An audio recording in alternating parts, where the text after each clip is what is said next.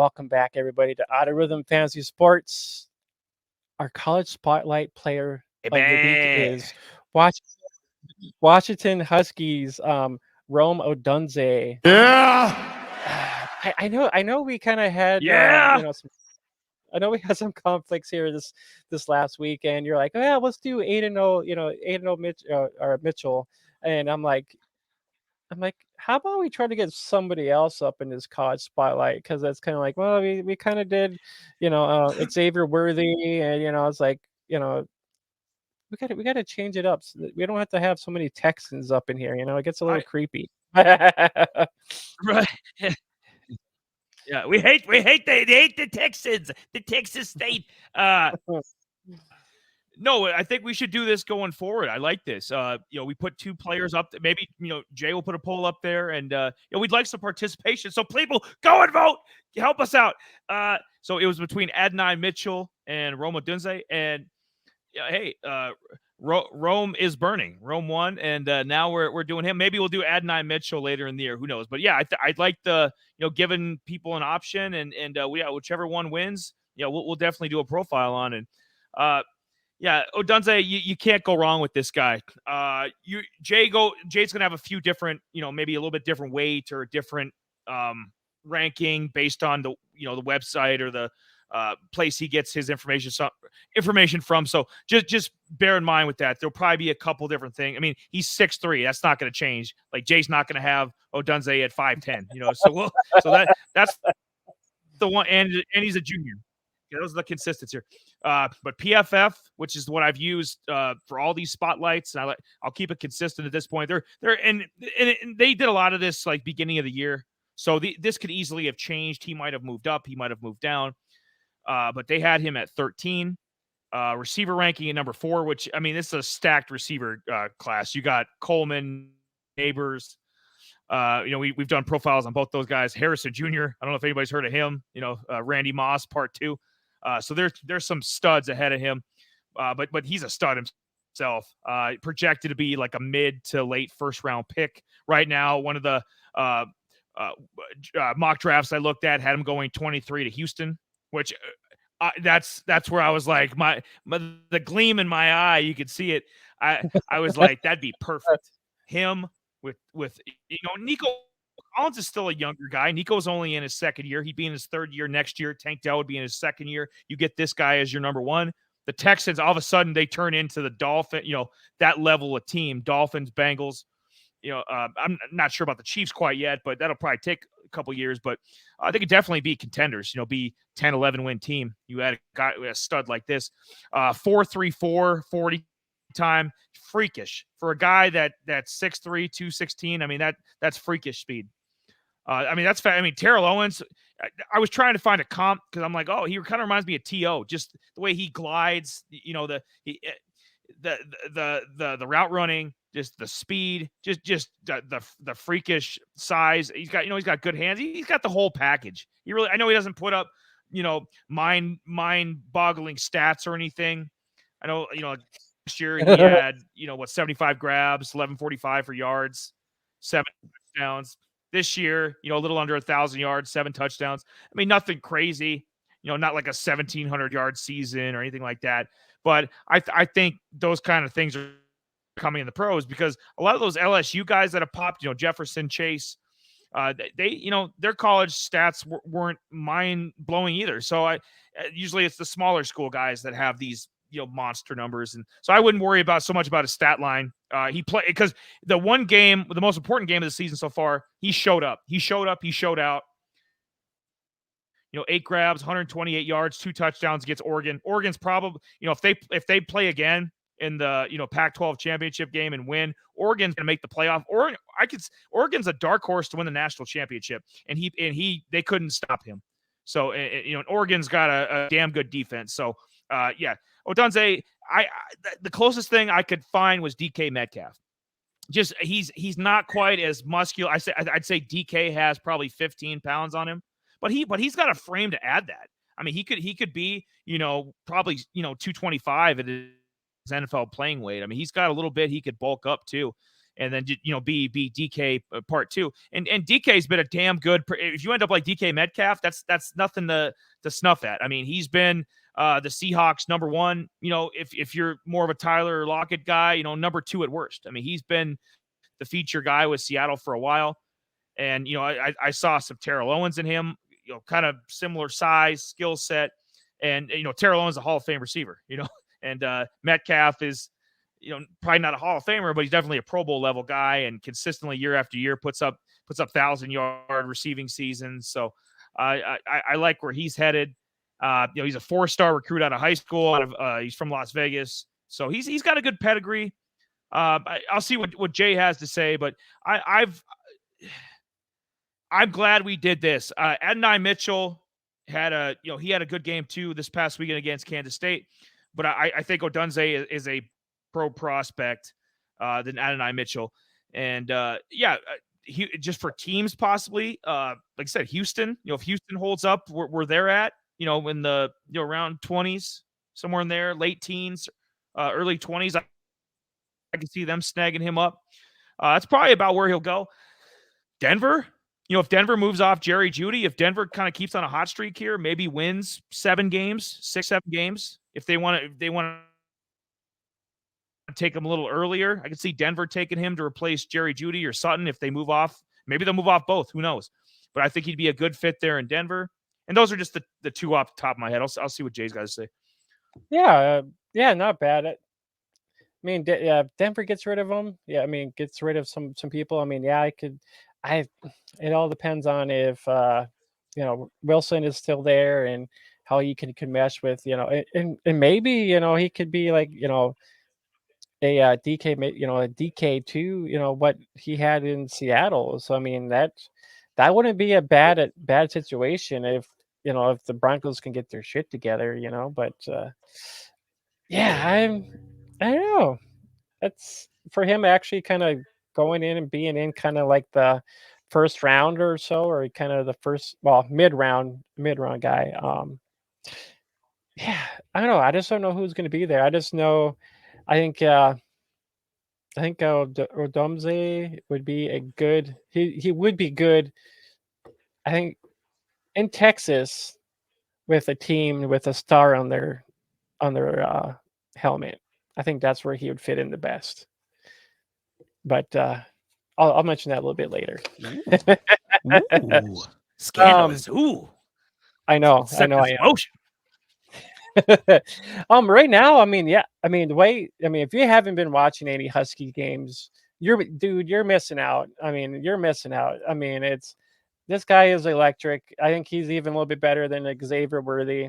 I mean, Xavier Worthy, he's all right, but just I think just game wise, just week to week, Odunze he can light up the field. And I know you mentioned that Oregon game. I was actually watching that game like a hawk. And I had to say, man, I actually I did some props in that on that game too as well. And the two wide receivers they got in this, on that offense are, they're the other guy is actually Polk, who actually is another guy who's actually going to be entering the NFL draft this year too as well. So maybe we can cover him, after the season or something like that. But Rome is actually the wide receiver 1. Polk's kind of like the wide receiver 2 over there. But the Washington's passing game is actually first overall right now. With the 383 yards passing per game. And Odunze's his stat line for this year right now, he's actually 4th in the country for receiving yards, almost 1,000 yards, 989 yards, 4th overall for yard yards per game, which averaging about almost 100 yards per game, give or take. 7th overall, about 17 yards per catch. 17 so 17 yards per catch is not bad at all for Odunze. And then he averages about 6 targets per game. So country wise, 20th overall, which is not bad at all. Donovan says he won't go to Green Bay if he's going in the first. Yeah, he's a first round talent, that's for sure. He also goes to say the Packers will be drafting a coach in the first. Yeah, probably more likely. They'll probably get rid of that lousy coach anyways. His two highlighted games for the year is he's actually had 500-yard games already. And then he's having 7 touchdowns already, which is already matches what he did last year in 2022 already. Um, but his two highlighted games are he has had a 180-yard game against Michigan State, and then he had a 132-yard game against Boise State with a touchdown. And then you guys are probably wondering what all these little stats are down there. Those are probably these are statistics from Draft Buzz, and well, the other statistics are actually what he did in the year and then where he's actually ranked in Draft Buzz as well. And then so right now of Draft Buzz, I love that site because it gives pretty well. It's kind of like a almost like a ranking system. Some of them move up and down. At first they had like Marvin Harrison and Ibuka. It was like the first two guys that were pretty much 1, 2. That changed quite a bit now.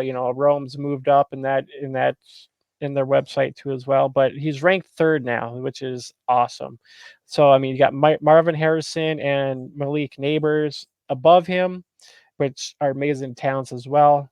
But overall rank, he's 19th overall, and just overall rank in general. He's played 32 games, 32 college games, and college snaps. He's played 1,696 snaps already, with all with the Huskies. And then, and like I know Eli, you mentioned earlier too that his projection is kind of the um, a mid-tier guy, and I know hopefully Dallas. I like to kind of see Dallas snag up this guy. Get rid of Gallup. Him and CD. Yep, that's what I'm saying. Um, I know he had some of his stats last Super his stats. Bowl. Super Bowl. Damn right. Um, Last year his stats he had 1,145 yards, 7 touchdowns, which this year he's already matched just because they got Penix Jr. on that Huskies offense, which man, this guy is talent. That guy is talented. After he left um, Indiana, came to the Huskies. I mean, this guy's a slinger, and he will get the ball wherever he needs. But Odunze's target share was 18%. It was 18% this year, and then it was 19% last year. So I mean, you can tell this guy was getting good majority of the targets in this offense. This Husky offense. Um, you know, the pros of him. I mean, That's he's that's got not and that's not bad. That's not bad with Polk. I was gonna say, Jay. I was gonna say, because don't we always say that like an NFL, like a top NFL receiver, a number one, a Stephon Diggs, a guy like that will get 25% of the targets usually, like the target yeah, share if good. they're like a number one NFL receiver. 18%'s Yeah, not bad. When you're working with a partner like Polk, that's not bad. So I think a lot of these numbers he's putting up this year, like I said, they're not like, oh my god, he's setting NCAA records or anything crazy like that. But I think a lot of these numbers will translate to the NFL. I like his stat lines, because they're 18%. That's about right for a high. What if he's in Dallas, he's a high end number two, right? If he goes side by side with CD, yeah, for example, like yeah, I for think these sure. are going to translate a lot. Like a lot of what he's doing now. And Penix might be his quarterback. Who knows?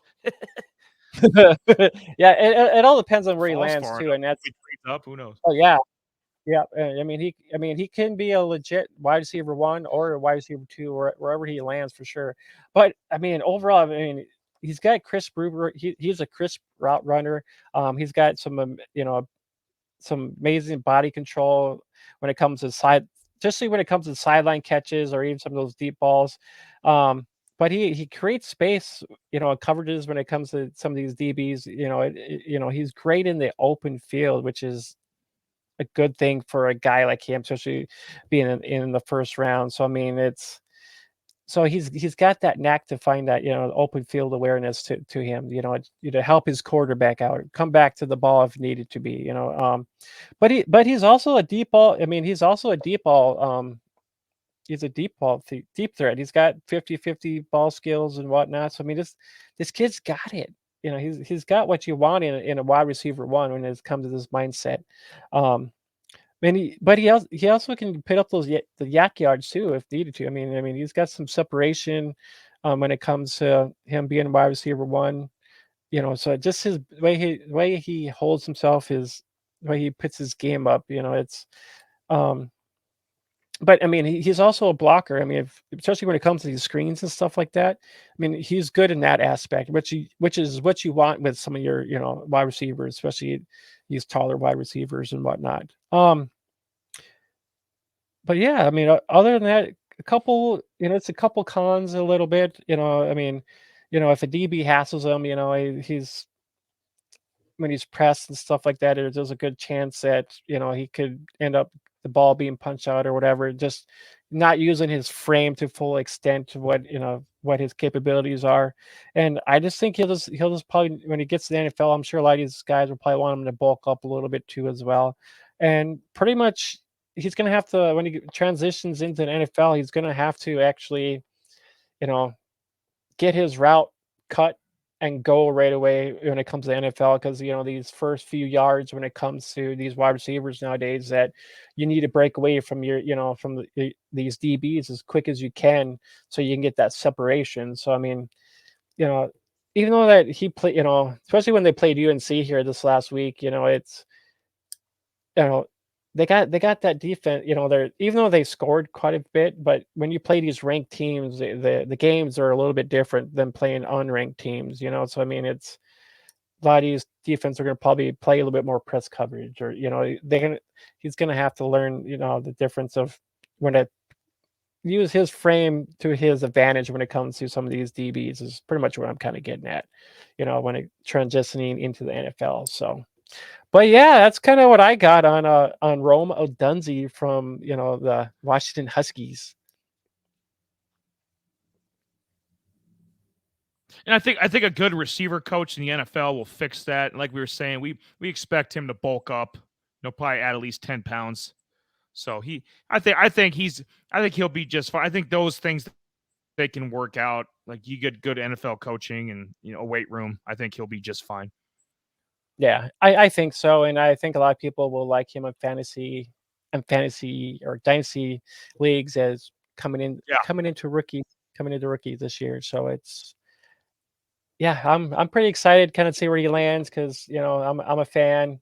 I'm already kind of leaning towards people I kind of want to try to draft this year, but I'm like I gotta wait to see where they're going Yep. and Same here. yeah. So I'm making a list of guys who I want to chase this year, and I'm like, but yeah. Other than that, guys, He's like he's like he's like Santa. He's like Santa Claus. He's making a list. He's checking it twice. He's gonna find out if Romo Dunze is naughty or nice. right. All right, guys. We'll be right back, and then we're gonna actually wrap up the show. So we'll be right back right after this.